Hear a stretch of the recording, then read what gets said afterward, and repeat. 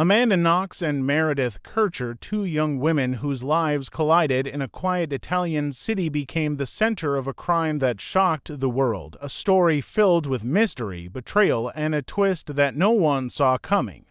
Perugia, Italy, was a city of contrasts.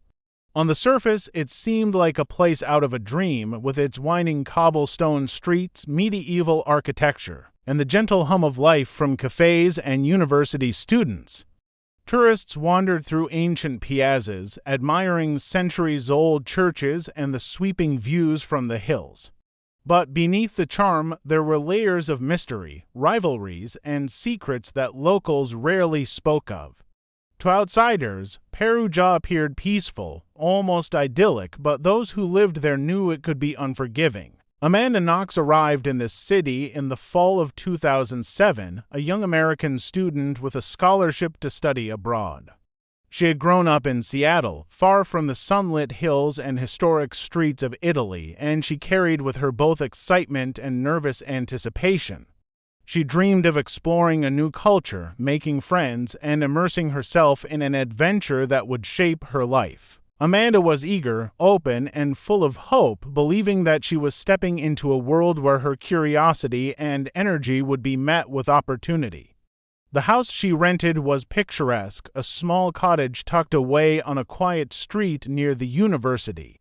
Its walls were old but sturdy, and the windows overlooked a courtyard where other students passed between classes. On the surface, it seemed perfect, affordable, convenient, and surrounded by a lively but manageable neighborhood. Amanda felt she had found a place where she could belong, a temporary home where she could focus on her studies and experience life abroad. Yet, as she settled in, subtle things began to feel off. Neighbors whispered when she walked by, casting furtive glances. The local students had their own networks and private histories that were invisible to an outsider. Some of them seemed friendly, others distant, and Amanda could sense a tension that she couldn't yet understand. She chalked it up to cultural differences, thinking that perhaps this was just part of adjusting to a new city. Still, a small part of her wondered why the air felt heavier in certain streets or why shadows seemed to linger longer than they should. The house itself held a strange reputation, though she didn't know it at first. Previous tenants had reported odd occurrences, minor thefts, and disturbances that were dismissed as the quirks of an old building. Yet the locals seemed to remember the house differently, almost as if it had a life of its own. Stories circulated quietly in cafes and markets about a disappearance that had never been solved, though few spoke of it directly. Amanda was blissfully unaware that she had moved into a place that already carried the weight of unspoken events, a house layered with secrets that would soon resurface in a violent and shocking way. Her first weeks were a mixture of excitement and unease. She explored the city with wide-eyed curiosity, attended classes, and tried to fit into a world that was both familiar and foreign. The rhythm of life in Perugia was slower, more deliberate than she was used to, and the cultural nuances required constant attention. She was learning the language, making tentative friendships, and navigating the delicate balance between independence and the dependence that came with living abroad. It was exhilarating, yet underneath her enthusiasm, a quiet tension began to build, a sense that the city, the house, and even the people around her were part of a story she had yet to understand, a story that would soon take a dark and irreversible turn. The evening of November 1st, 2007 began like any other, with Perugia's streets bathed in the fading orange light of dusk. Students returned to their apartments after classes, the air crisp with the early signs of autumn, carrying the scent of fallen leaves and distant wood smoke. Amanda Knox, like many others, had spent the day immersed in her studies and errands, and she returned to the small cottage she shared with several roommates, expecting the quiet normalcy of home. The door was unlocked as usual, and at first glance everything appeared in place, but a subtle unease lingered in the air, an unspoken tension Amanda could not yet identify. As she stepped inside, the faint glow from the hallway lights revealed details that immediately felt wrong. Clothes were strewn across the floor, not in the casual disarray of students, but in a way that suggested a struggle or abrupt interruption. A window was slightly ajar, unusual in the chill of the evening, and the faint metallic smell of iron hung in the air. Her instincts told her something was amiss, though she tried to convince herself it was nothing serious, perhaps just a careless mess. Yet the sense of wrongness only deepened as she moved through the house, noticing the misplaced furniture and the absence of familiar sounds that usually filled the room's laughter, music, conversation. It was in the bathroom that the true horror revealed itself. A streak of red on the sink reflected the dim light, unmistakable and alarming. Panic surged, freezing Amanda momentarily in place as the implications became clear. She backed away, heart pounding, and reached for her phone with trembling hands. Within minutes, the quiet street was broken by the wail of sirens, the flashing blue and red lights cutting through the darkness. Police arrived quickly, securing the scene and guiding her out of the house. Inside, investigators discovered a gruesome crime scene. Her roommate, Meredith Kircher, had been brutally murdered in her bedroom. The violence was shocking in its intensity, leaving no room for doubt that a life had been taken in a terrifyingly personal way. The immediate aftermath was chaotic. Neighbors gathered on the street, whispering among themselves and craning to see what had happened. The local media arrived, drawn to the sensational story: a young British student murdered in the heart of a picturesque Italian city, an American roommate present at the scene. Photographers snapped pictures, reporters took notes, and a sense of urgency filled the air, transforming the quiet street into a stage for a drama that had just begun. Amanda found herself caught in the center of it, her confusion and fear magnified by the intrusion of cameras and microphones. She was no longer just a student in a foreign city. She had become a figure in a real-life crime story unfolding before the world.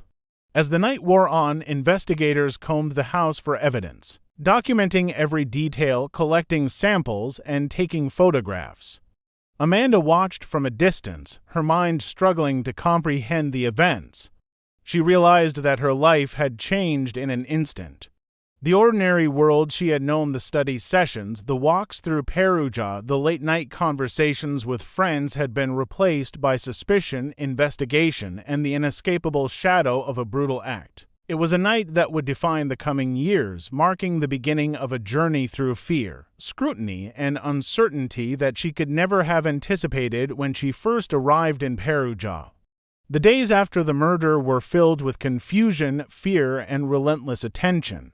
Amanda Knox quickly found herself at the center of a storm that seemed impossible to escape. Investigators worked tirelessly, questioning every detail of her life, her movements, and her relationships. Her name became synonymous with suspicion, and the world watched as the story unfolded. Evidence was collected with meticulous care, but it painted a picture that was difficult to interpret. A knife found in the apartment of her boyfriend was examined for fingerprints and traces of blood. Though some traces were found, forensic experts could not conclusively link it to Amanda or the victim. Her fingerprints were present in various parts of the house, but that was natural, she lived there. Nothing seemed to fit neatly, yet the pressure on Amanda intensified. The media seized on every possible angle, building a narrative that often felt more like fiction than fact. Headlines branded her with harsh labels, and photographs captured her moments of fear, confusion, or exhaustion and interpreted them as evidence of guilt. Every movement she made, every expression she wore became subject to scrutiny. Reports described her as alternating between coldness and hysteria, suggesting that her behavior alone was suspicious. In reality, she was a young woman overwhelmed by a violent and traumatic event, struggling to understand a situation that had been thrust upon her. But public perception was powerful, and the combination of police suspicion and sensational reporting created a storm that was nearly impossible to weather. Investigators worked under intense pressure.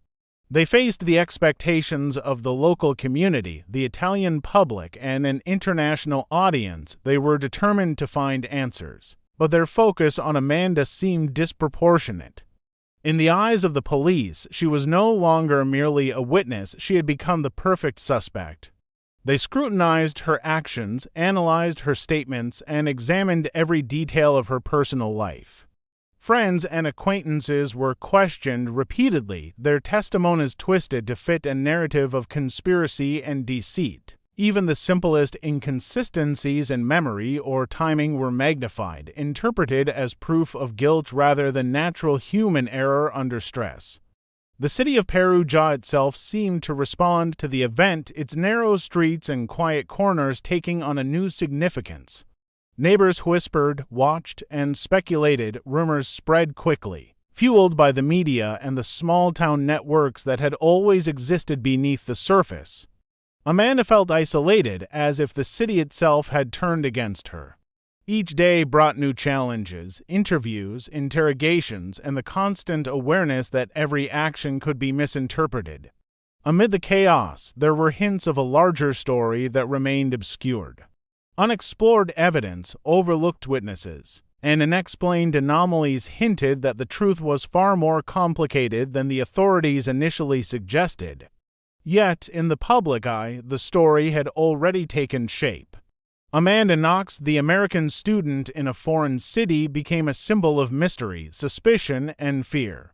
The combination of circumstantial evidence, intense media scrutiny, and relentless police attention created an environment in which certainty seemed impossible, and every day became a struggle to survive not only the investigation but the global narrative that had begun to define her life. As the trial began, the complexity of the case deepened, revealing layers that had previously gone unnoticed. Evidence was presented in a fragmented and often contradictory manner, leaving more questions than answers. Investigators focused heavily on Amanda Knox and her boyfriend, yet new details slowly emerged that cast doubt on the initial assumptions. Forensic analysis showed traces of DNA at the crime scene that did not match either of them, traces that had been overlooked in the early frenzy of the investigation. Witness accounts surfaced describing a man seen near the cottage in the days before the murder, someone who had appeared suspicious but was never thoroughly questioned. These fragments hinted at a possibility that had been largely ignored by authorities, that the narrative of guilt centered on Amanda might not capture the full truth. Journalists following the case began uncovering inconsistencies in police procedures. Reports were missing or incomplete, statements had been altered, and timelines did not align. Some local witnesses claimed that investigators had been under pressure to resolve the case quickly, driven by the intense media coverage and public demand for answers. Every interview seemed to raise new doubts, suggesting that the official story might be incomplete or even flawed. Amanda's presence in the house was undeniable, yet that simple fact did not automatically connect her to the act of violence. The more details emerged, the more the trial revealed the fragility of the initial accusations. Then came a pivotal moment that shifted the focus of the investigation. Rudy Guetti, a man whose life had intersected with the victim in ways initially unnoticed, was quietly apprehended in Germany. His DNA was discovered on multiple surfaces in the house, on the victim, and in areas where Amanda had not been known to touch. The pattern was stark and undeniable, indicating a presence that could not be explained by coincidence. Yet, despite this breakthrough, Amanda remained under scrutiny. The narrative constructed by police, prosecutors, and media outlets continued to position her as a central figure, creating a tension between what evidence suggested and what the world believed. As the trial proceeded, each piece of evidence seemed to raise as many questions as it answered. The complexity of the crime scene, the varying quality of forensic analysis, and the intense public attention combined to make the pursuit of truth extraordinarily difficult. Defense lawyers highlighted inconsistencies, procedural errors, and overlooked leads, arguing that the investigation had been narrowly focused on Amanda from the start. Prosecutors countered with interpretations of circumstantial evidence and behavioral assumptions, attempting to fit a story around incomplete facts. The courtroom became a theater of suspicion and doubt, where certainty was elusive and every new revelation introduced fresh uncertainty. The twists and turns of the trial revealed a larger reality, that the case was not just about who committed the crime, but about the pressures of perception, the weight of media, and the power of narrative. Amanda Knox, whether innocent or guilty, had become emblematic of a system under stress, a symbol of how quickly an individual could be drawn into the machinery of suspicion. As the months passed, it became increasingly clear that the truth of that night was more complicated than anyone had imagined. The story was no longer simply about a murder, but about how easily lives could be shaped, altered, and judged by forces far beyond the reach of a single person. Years passed after the initial trial, and Amanda Knox's life became a series of court dates, appeals, and media scrutiny that seemed never-ending. Each verdict brought a new wave of attention, sometimes granting freedom, other times returning her to custody. The cycle of conviction, acquittal, and retrial created a sense of instability that permeated every aspect of her existence. Even as legal teams worked tirelessly to untangle the complex web of evidence, the public perception remained difficult to change. Headlines and television coverage often painted her in stark, simplistic terms, ignoring the nuances and contradictions in the case. The narrative had already taken on a life of its own, making it nearly impossible for facts alone to define the truth. Behind the headlines, a more complicated story existed. Amanda's experience in Perugia had exposed the fragility of justice when it is entangled with public opinion. The procedural errors, the inconsistencies in witness testimony, and the initial focus on her as a suspect all revealed how vulnerable a single person could be in a system under pressure. Experts later examined the handling of forensic evidence and questioned the conclusions drawn from ambiguous traces of DNA and fingerprints. Investigators had relied heavily on circumstantial evidence and behavioral interpretations rather than irrefutable proof, and that reliance had shaped both the legal outcomes and the narrative presented to the world. While Amanda struggled to navigate the legal labyrinth, the case also raised broader questions about the role of the media, the influence of public opinion, and the complexities of cross-cultural misunderstandings. Being an American in Italy, she faced added scrutiny, and her behavior, appearance, and mannerisms were all examined through lenses colored by cultural bias and sensationalism. Each misstep, real or perceived, was magnified and interpreted as evidence of guilt. Yet, despite the overwhelming pressure, Amanda's determination to clear her name and insist on her innocence became central to the unfolding story. Her resilience in the face of intense scrutiny, imprisonment, and uncertainty highlighted both the human cost of the case and the limitations of a justice system under siege by public fascination. Even after final legal resolutions, questions lingered. What really happened that night in Perugia? How had initial assumptions shaped the investigation and the trial? The evidence pointed to multiple possibilities, and the complexity of the case ensured that no single version of events could ever be universally accepted. Amanda Knox's experience illustrated how truth could be obscured by procedural flaws, media sensationalism, and the urgency to provide answers where certainty was impossible. Her story remained a cautionary tale of how quickly perception can become reality and how a single event can alter the course of a life in ways that are almost impossible to predict. Ultimately, the untold story of Amanda Knox is not just about guilt or innocence. It is about a young woman caught in a whirlwind of fear, suspicion, and global attention, navigating a world that judged her before all facts were known. It is about the fragile intersection of justice, media, and human perception, and the way a single night in a quiet Italian city reverberated across the globe. The narrative endures because it touches on universal fears, the loss of control, the vulnerability of innocence, and the power of stories to shape reality. Even years later, Amanda Knox's story remains haunting, a reminder that the line between truth and myth is often thinner than anyone can imagine.